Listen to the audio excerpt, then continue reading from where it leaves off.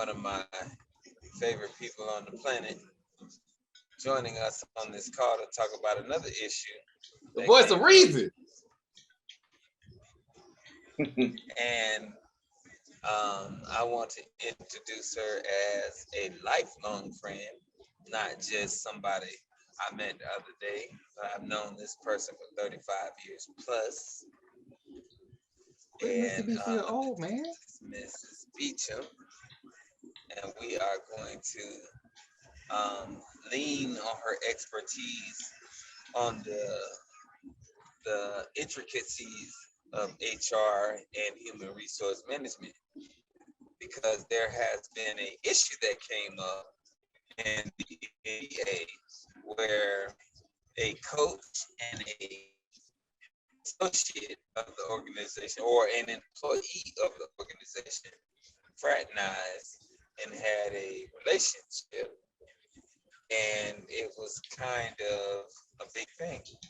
So Troy, I'm going to let you introduce the issue, and I'm going to bring Mrs. Beecham onto the broadcast because I love her, because I have known her the majority of my life, and she is the godmother of my child, and I am the godfather of her children. And this is her expertise, man. You leaving out the good stuff. My expertise. Hello, gentlemen. Hi, Troy. Hey, how you doing? Hey, TP. I'm good. How you doing? I'm good. Doing well. So, just for everybody who do not know, around 9:30 this morning, all hell broke loose in the NBA.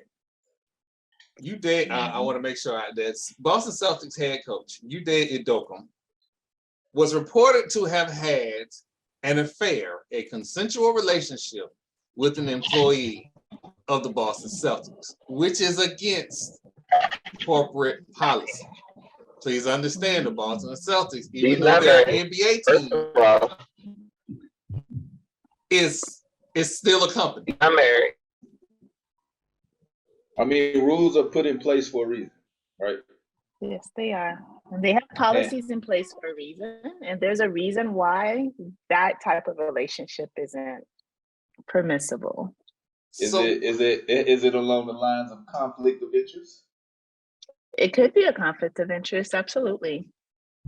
Absolutely. And depending on what her role is in the organization, it could definitely be seen as a conflict of interest.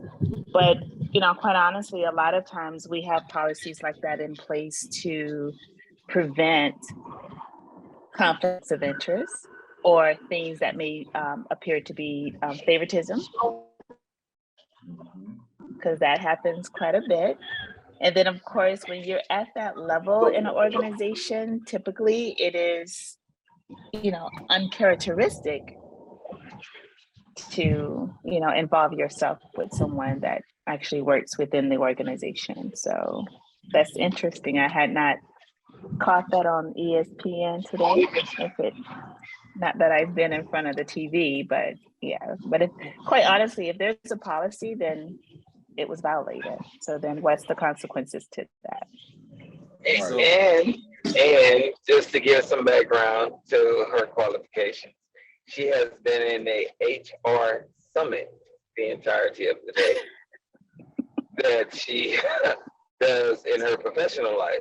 And just so everyone knows that this is not just some fly by night who we're just bringing in to give, father for the cannon. We are bringing in a professional who has been thoroughly educated and has been working in a HR role for multiple years of her professional career. So, listen, I've been in HR for a couple of decades, but this, quite honestly, is pretty simple. It's one of those things, like if it's written in black and white, the policies are what they are.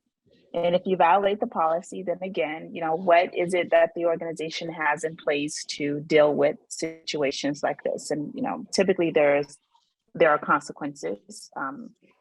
Some organizations would require at least one of the two individuals to leave. Quite honestly, it's typically the woman. Be it right or be it wrong, that's usually how it turns out or ends up being. So I doubt very seriously that he will be terminated from his job for having a consensual relationship with someone within the organization. It is against the policy, but typically somebody would have to move. So, and that is the reason why I wanted you to be on the show, because the very thing that you just said is the very thing that's a concern for me, because this was leaked by the Boston Celtics. Make no mistake about it. Nobody else knew about what was going on internally. This was leaked by the Boston Celtics to see what the blowback will be. They put out there that they were gonna suspend him for a year just to see what was gonna happen. I mean, the blowback should be, what do you have in place as the punishment for this? What is the punishment? And then if you deviate from the punishment that you already had in place, then you are wrong as an organization. Now you're trying to, you're trying to segment what are you, like, your own policies. Now they don't mean shit typically, because one of the things that I like to advise organizations is to look at how they've handled like or similar situations. I'm sure this isn't the first situation. Now, this may be the first for them with a coach, or it very well may not be. But depending on how they've handled like or similar situations would be what the recommendation is, when they're dealing with this one. Suspending a coach for an entire year for having an affair, a consensual affair, and I just want to keep saying that he's having a consensual relationship. I don't even know that is an affair. Is he married or is he not married? No, he's not married. He's just dating. He's not Nia married, Long. so it's not even an affair. He is. What's up, Nia? In a relationship. You say he's. Wow. He's dating Nia Long. Oh. That's the only thing. Well, then that's a whole. Oof. So here's where fans of the Fat Mouth this Sports is that podcast. Coach. Y'all could tell I'm not following sports like that, right? That guy. I'll pretend like I'm gonna watch it, but not really. That coach. Oh, yikes.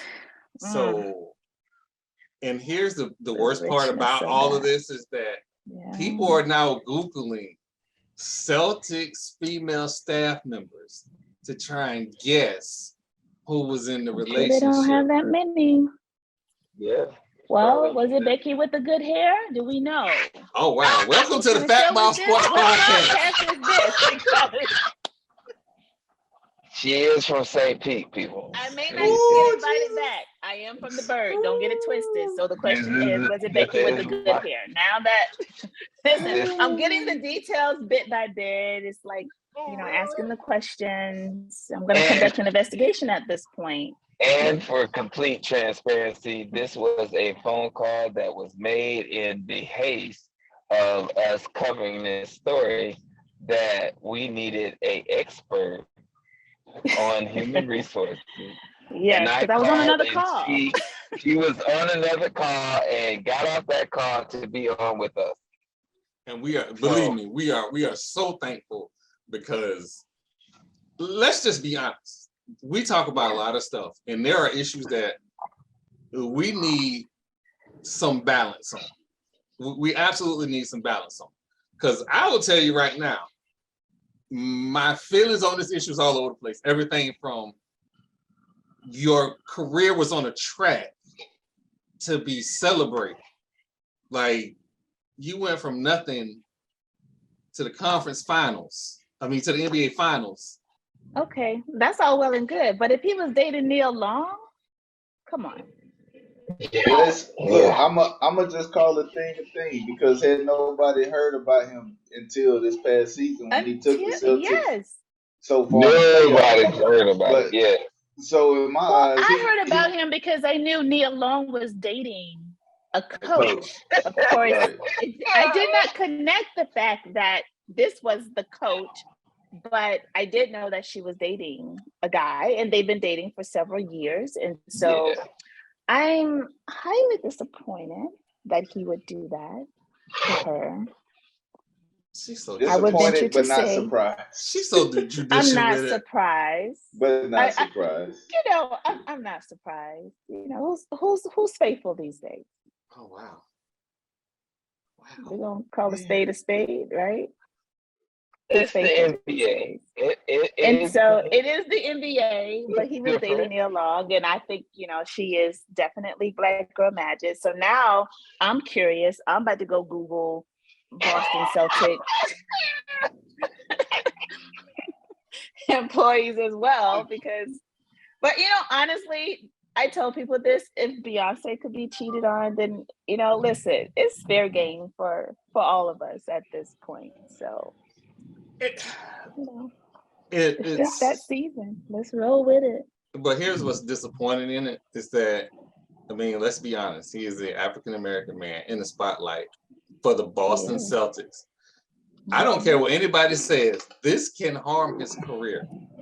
Yeah, because I mean, it's something that's viewed negatively on You him know, as a person. but I don't think we have enough information about the situation to really say if this was him cheating on Nia Long or if it was something that happened when they were together. We don't know. Sort of like Dwayne Wade and Gabrielle Union. Like we were on a break, so you went and got another woman pregnant. Is that what? I just help me to understand, Mr. Dickens. That's what I'm saying. We don't know. On a break. Ladies and gentlemen, this will be a TikTok. This will be a TikTok. When Troy brought this story to me, what was the first thing I said to you, Troy?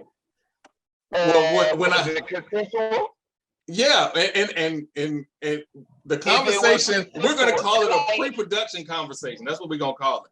And our pre-production conversation was going left, and I was like, we got to get somebody in here. It was not left. I said, was it consensual? I said yes. Did he force her to be in a relationship with him? And I said no. What's the problem? But I also said the only thing that makes it is not the policy criminal. violation. Yeah, it's not criminal. Yeah, it's not criminal. But he did violate an organizational policy, Exactly. so then there are consequences for that. I don't know that suspending him for a year is justifiable, because then are you saying that morally Nick Saban had we're just not gonna do this. That's a whole that's a big can of worms, and once it's open, it's gonna be a lot of coaches suspended. What side are we on here? Hold on. So what side are we? So in fairness, yes. A decade back, there was a coach at Arkansas that had an accident on a motorcycle. Come to find out, he was on the motorcycle with his mistress. Arkansas said, you know what? You got to go. That was their policy. They exercised it. So I'm okay with it as long as you exercise it. Now, here is my Black man problem.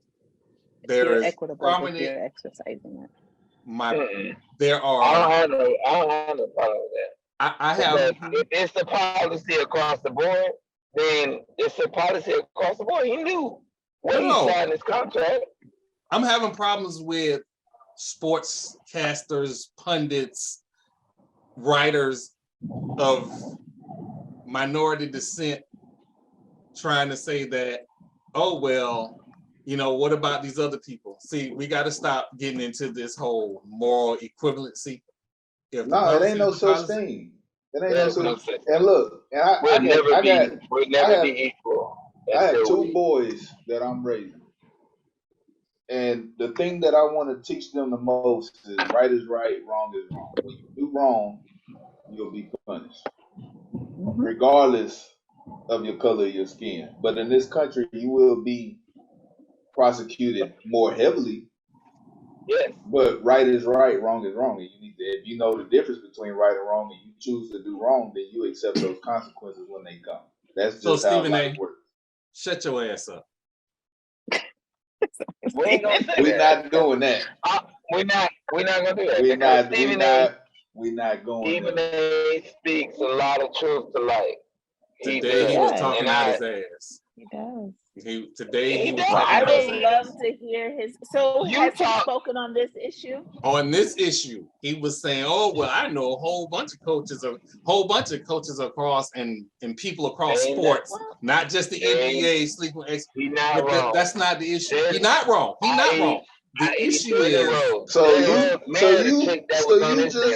you just called me this dry snitching dude, because that's dry snitching.